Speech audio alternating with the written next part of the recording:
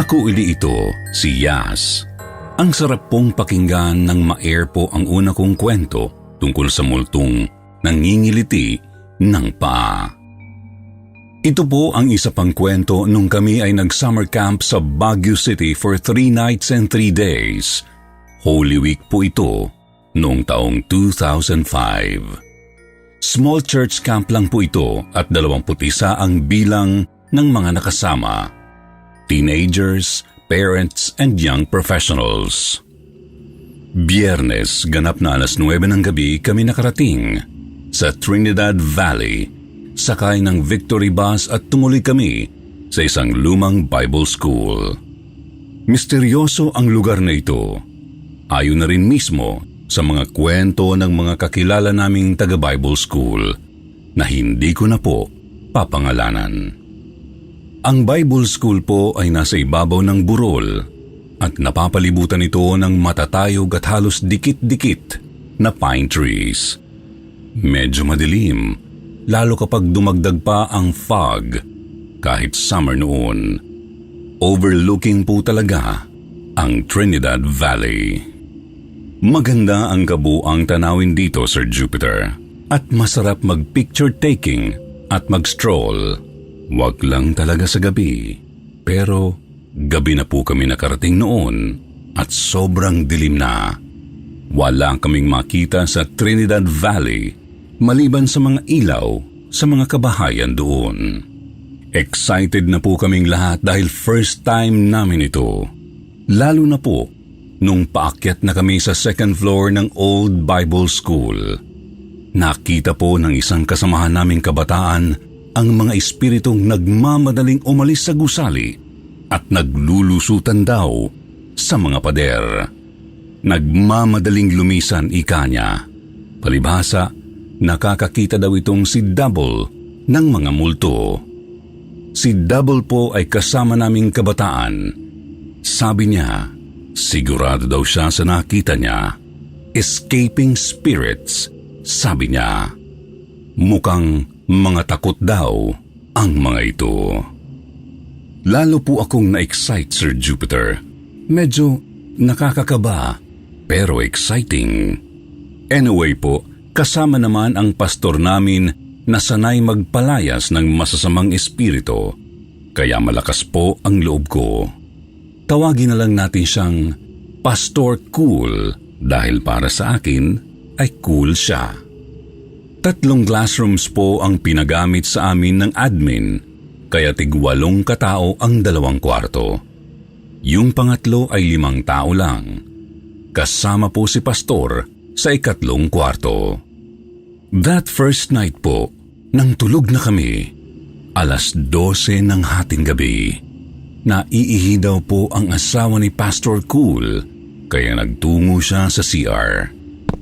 Hindi po siya nagpasama kay Pastor kasi wala naman pong exciting na nangyayari. Pero nagulat siya nung sa tapat ng CR, sa maliit na receiving area kung saan may 2 computers, ay bukas daw ang reading lamp at may nakita siyang babaeng nagko-computer. Nakatalikod. Medyo nagtaka ang asawa ni Pastor dahil sarado dapat ang main door ng building at walang makakapasok na ibang tao liban sa amin.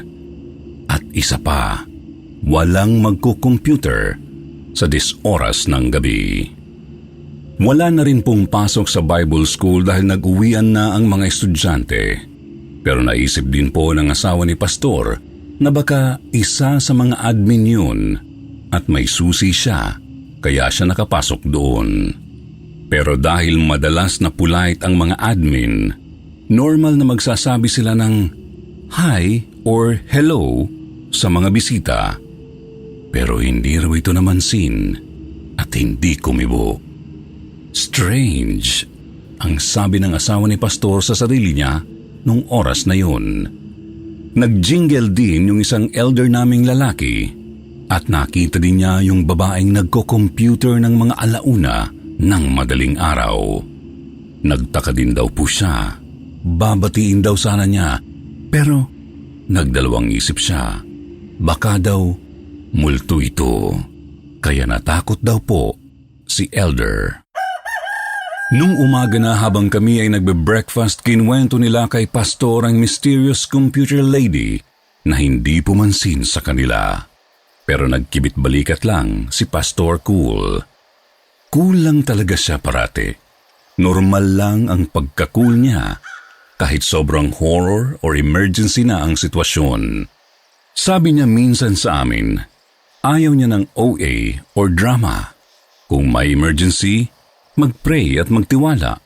Pag may multo o evil spirit, magtiwala kay Lord at palayasin ang evil spirit. Ganun lang kasimple, sabi niya. Masayang dumaan ang maghapon na yun. Pasyalan galore kami, pero Bible study muna kami nung umaga. Sa malawak na ground ng Bible School, sa gitna ng mga pine trees na tanawang mga ulap, kami nagba-Bible study. Pagkatapos nun, saka kami namasyal. Namasyal kami sa city at sa mga popular na tanawin doon. At nang gabi na, ay bumalik na kami sa Bible School. After ng dinner namin na pinapaitang kambing and rice sa may basketball court, proceed na kami sa school building for Bible studies uli at pagkatapos ay para matulog na. Preparing for bed na po kami. Bumaba si Jay at Vido sa ground floor. Ilan sa mga kabataan namin. Pumunta sila para gamitin ang CR doon. Puno kasi ng girls ang CR sa second floor.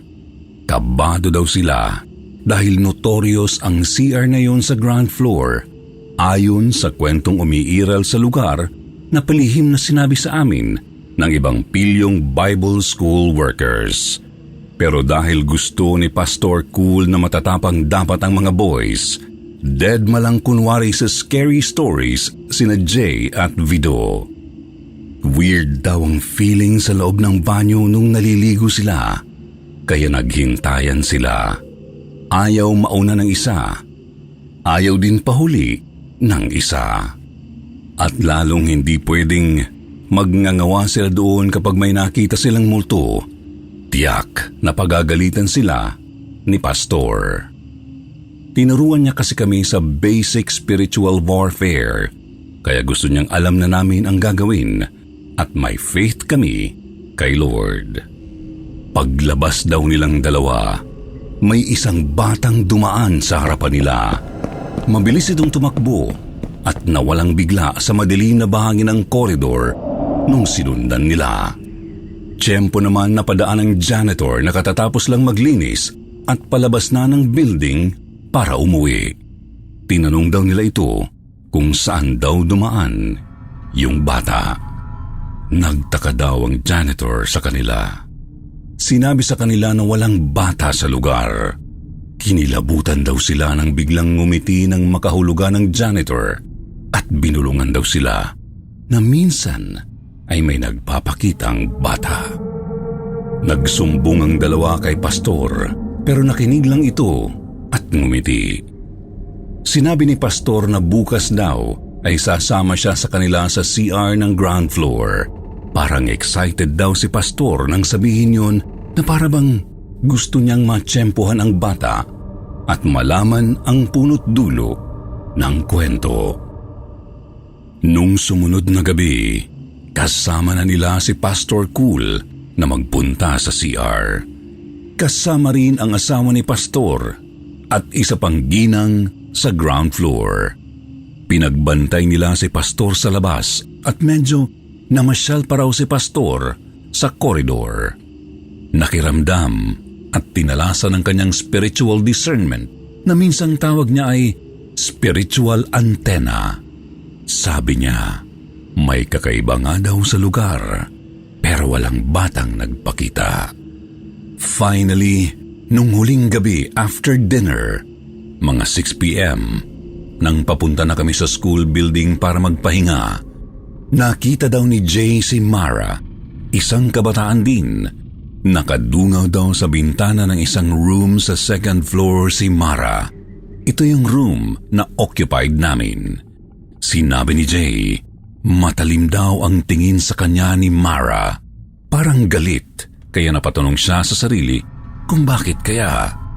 Pero naalala niyang bigla na hindi pwede yun mangyari, Sir Jupiter. Dahil kasama namin si Mara na naglalakad ng oras na yun. At si Mara mismo ay nagulat din at natakot. Nagsumbong agad si Jay kay Pastor Cool at agad namang tinignan ni Pastor ang binata. Nakita din daw niya ang nagpapanggap na Mara at agad niyang tinakbo ang room sa taas para mag-imbestiga at baka sakali daw ay maabutan niya ang doppelganger. Familiar spirit ang tawag niya dito, pero wala na ang espiritong gumaya kay Mara nang dumating siya doon. Bakas sa mukha ni Pastor ang bahagyang galit at frustration na hindi niya ito naabutan. Pero nagpapasalamat din daw siya kay Lord na hindi na niya pinahintulot na magkaroon ng showdown dahil baka daw matakot ang ibang kabataan na hindi pa sanay sa spiritual warfare. Ang feeling namin hindi nakaporma ang mga gustong magpakita o magparamdam ng mga espiritu sa lugar na iyon.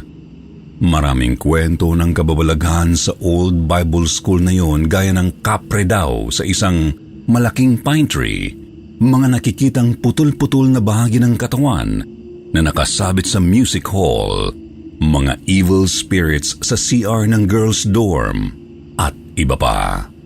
Pero walang nangahas na espiritong umangas sa amin.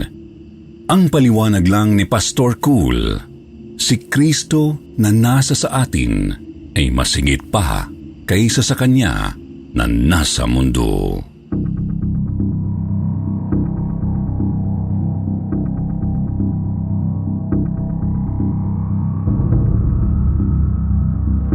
Spirit of the Glass.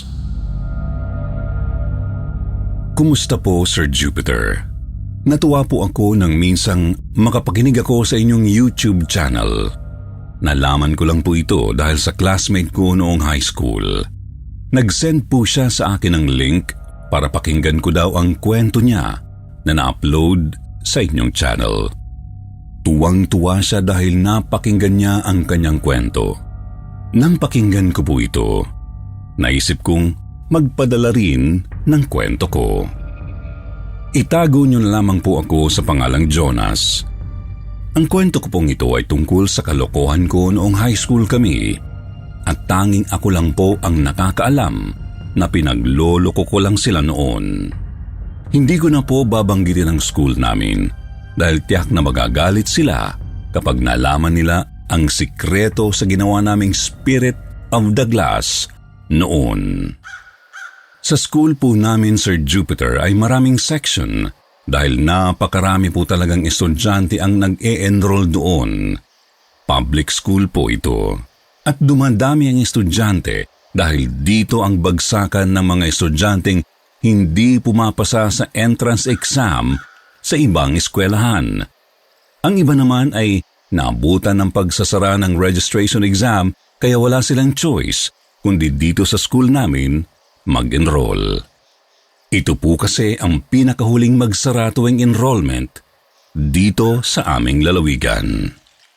Third year high school po kami at nasa middle section po kami. Sa dami po ng section sa bawat antas, ang nagiging priority po ng mga teachers ay ang section 1. Dahil sa kanila po kinukuha ang mga pambato ng eskwelahan pagdating sa mga paligsahan sa buong lalawigan. Priority rin ang lowest section dahil kailangan silang matutukan para lahat ay makapasa sa section na iyon.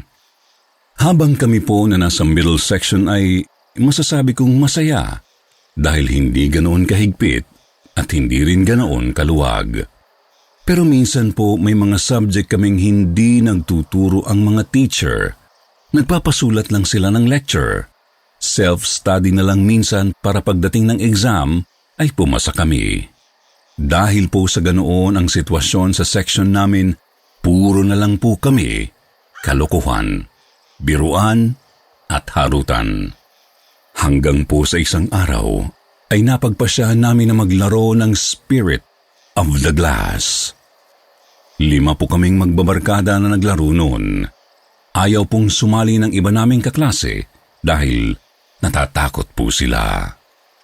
Nagsimula na pong gumawa ng board ang barkada naming itago na lang natin sa pangalang Cheryl.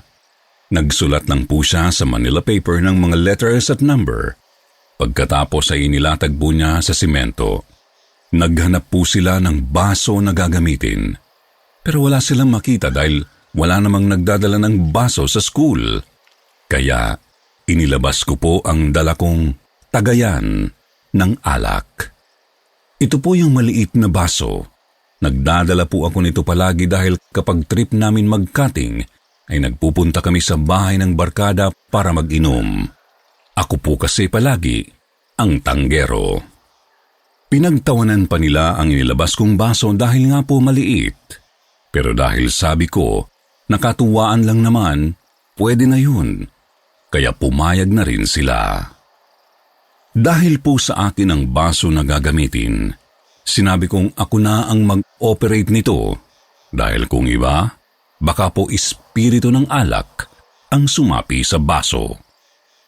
Nang magsisimula na po kami, yung kamay ko po ang nasa ilalim. Kamay ko po ang malapit sa baso. Kaya po, nagawa ko ang mga kalukuhan. Hindi po talaga namin alam kung paano ito laruin, kaya puro kalokohan lang ang ginagawa namin. Nagtatanong lang po sila sa espiritu na tinatawag nila. Tapos ang ginagawa ko po ay iginagalaw ko ang baso ng palihim at ako ang sumasagot sa mga tanong nila. Pinangalanan kong Sabrina ang kunwaring natawag na espiritu. Nang tanungin nila kung bakit namatay si Sabrina, pinagalaw ko ulit ang baso at sinagot na rape siya. Nung una po natatakot na sila, pero yung mga kaklase kong hindi naman kasama sa aming laro ay nagtataka kung talaga bang totoo ito o baka raw niloloko lang. May ilan pang sumilip sa ginagawa namin.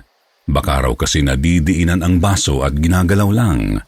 Pero nung sumilip po sila, iniangat ko ang daliri ko at sinabi kong talagang gumagalaw ang baso ng mag-isa.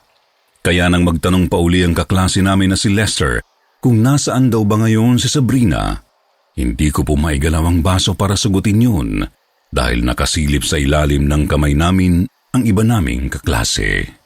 Sinabi ko na baka ayaw gumalaw dahil hindi naniniwala ang iba, kaya ang ginawa ko po ay inalis ko na lang ang kamay ko. Nasira po ang laro namin. Pero isa sa mga kaklase namin na laging tahimik ay bigla na lang nagsalita na puro daw kami kalokohan. Baka raw mamaya ay may magambala kami at sumama sa amin pauwi ng bahay. Nagtawanan lang po kami dahil hindi naman po kami naniniwala sa ganoon.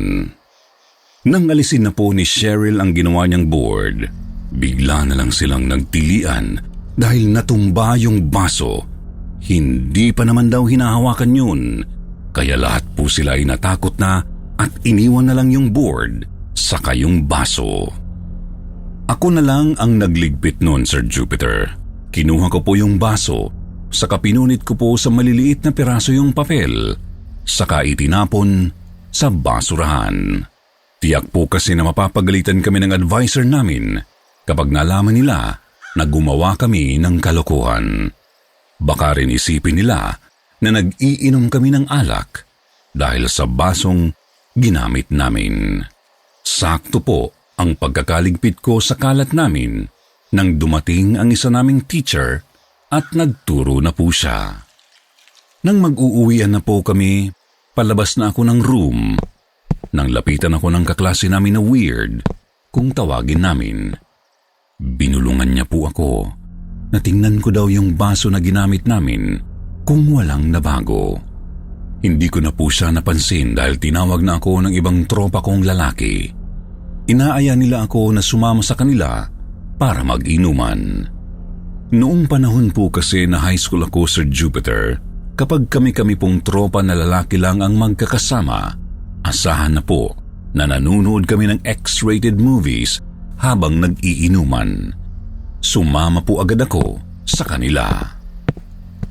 Pagdating namin sa bahay ng isa naming kaklase na si Lim, sakto na wala pa po yung magulang niya kasi may pwesto po sila sa palengke. Nagluto po siya ng adobong manok tapos kami naman po ay nagtimpla na ng shembot. 4 po kami at nagulat ako na ready na pala yung iinumin namin. Bumili na at titimplahin na lang. Nagbiro pa ang isa naming barkada na ilabas ko na raw yung baso na may espiritu. Gisingin na raw namin. Sabay po na nagtawanan kami. Kinuha ko sa bag yung baso. Nagulat po ako. Kasi nung ilabas ko po, nakita ko may lamat na yung baso. Kaya sinabi kong hindi na pwedeng gamitin. Ipinakita ko rin sa kanila yung baso. Pinagtawanan po nila ako dahil baka raw po nagalit yung tinawag namin na si Sabrina. Pero ako po, Sir Jupiter, nagulat ako kasi po nang inilagay ko po yun sa bag ko, wala po yun lamat.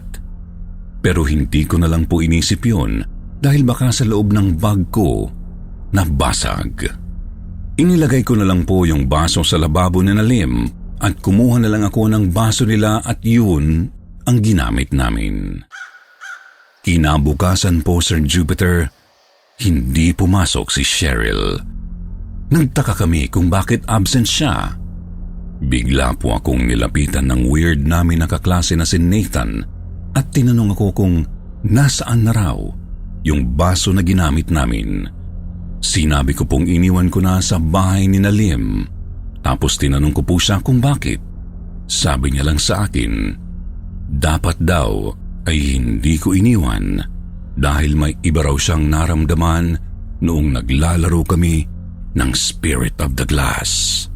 Tiningnan ko po siya ng seryoso. Tapos hinatak ko po siya sa labas ng classroom. Saka ko po siya kinausap.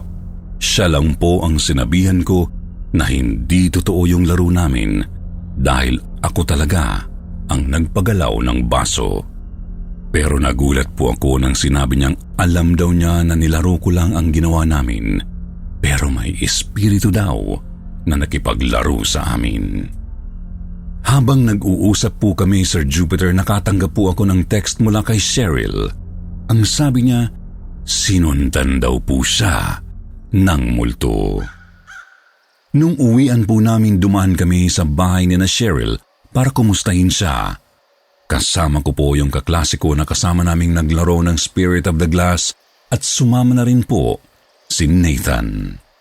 Sir Jupiter, si Nathan po ay isang Christian. Sumasama raw po siya sa youth camping nila, kaya aware na siya sa mga negative spirits.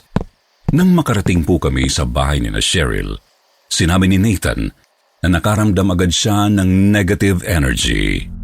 Umiiyak po si Cheryl nang kausapin namin kasi sabi niya may mga nagpaparamdam daw sa bahay nila na dati ay hindi naman daw nangyayari. Sinabi po ni Nathan na baka kay Cheryl sumama ang multo dahil ng oras po na naglaro kami ay siya ang pinakaseryoso. Bago pa po kasi kami gumamit ng classroom namin na yun, ay may mga naririnig na kaming kwento mula sa mga estudyante na dating gumamit noon. May mga nagpaparamdam daw talaga sa classroom na yun. Kaya nga naisipan namin na maglaro ng Spirit of the Glass, pero hindi po talaga namin alam laruin ito, kaya ginawa na lang naming kalokohan. Pinapasok po kami ni Cheryl sa bahay nila.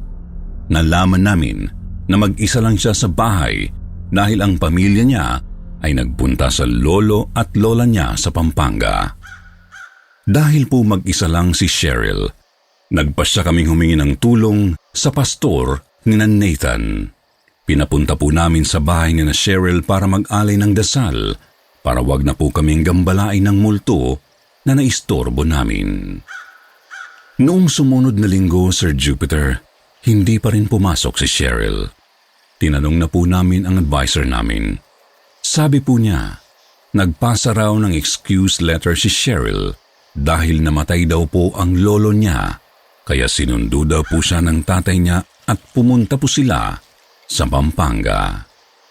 Bigla ko pong naisip, Sir Jupiter, na maaaring yung nagpaparamdam kay Cheryl ay ang lolo niya. Inisip ko rin po, baka nagkataon lang ang paglalaro namin ng Spirit of the Glass. Hindi ko po maipaliwanag ang mga nangyari, Sir Jupiter, pero maliban po kay Cheryl, wala naman pong iba na nakaranas ng kakaibang kababalaghan. Hanggang dito na lang po ang aking kwento at marami pong salamat sa pagbasa ng kwento ko. God bless po sa team Kwentong Takip Silim.